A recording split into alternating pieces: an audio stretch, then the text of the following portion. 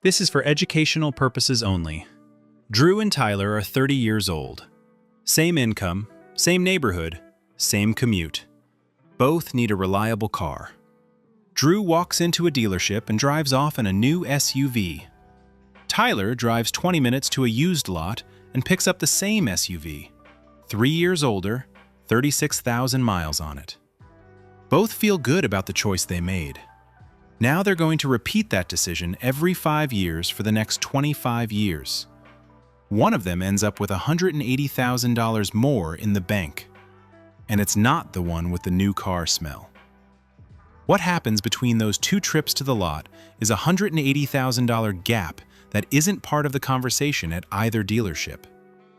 This isn't a "should you ever buy new" video. It's about what happens when you make this choice 5 times in a row, on autopilot, the way most Americans do. Here's what's actually going on under the hood.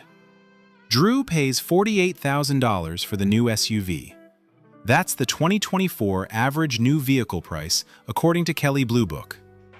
Tyler pays $28,000 for the same model, 3 years used. New cars lose roughly 20% of their value the moment they leave the lot, and another 30% by year 3. That's data from Edmunds. So before anyone's even turned a key, Drew is in for $20,000 more on the same physical vehicle.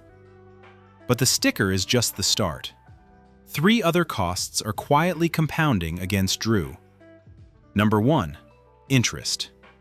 Drew finances $48,000 at the 2024 average new car APR of about 7%, stretched over 72 months.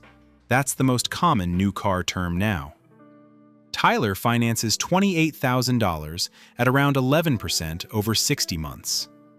Used car loans are priced higher, but on a much smaller principal and a shorter term. Even so, Drew pays over $2,000 more in total interest. Source on those rates? Experian's State of Auto Finance report. Number 2, insurance. Comprehensive coverage scales with the car's value.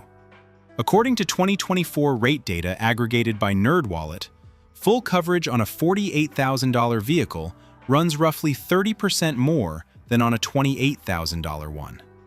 That's another $500 to $700 a year every year Drew owns the car.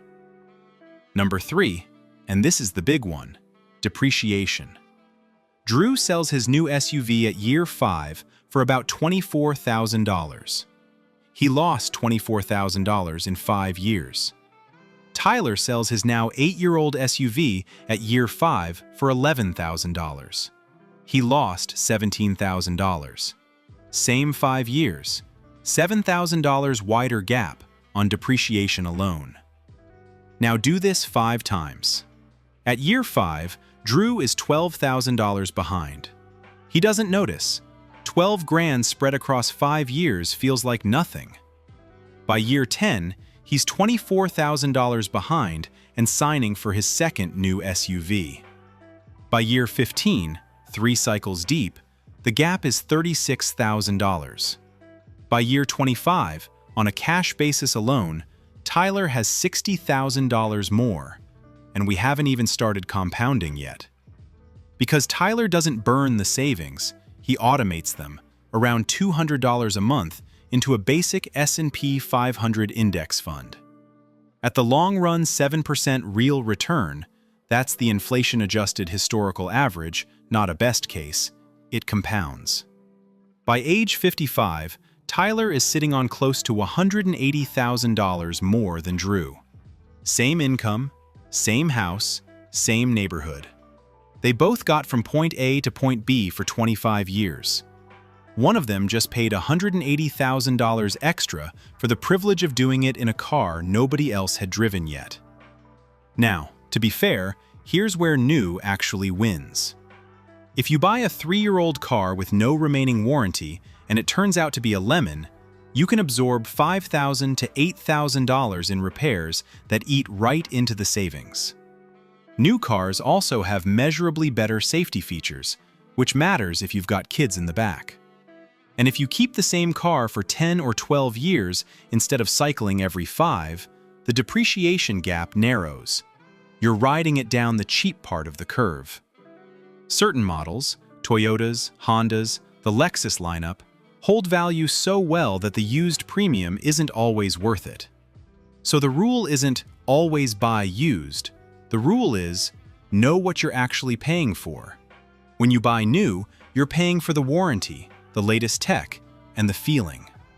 Those are real.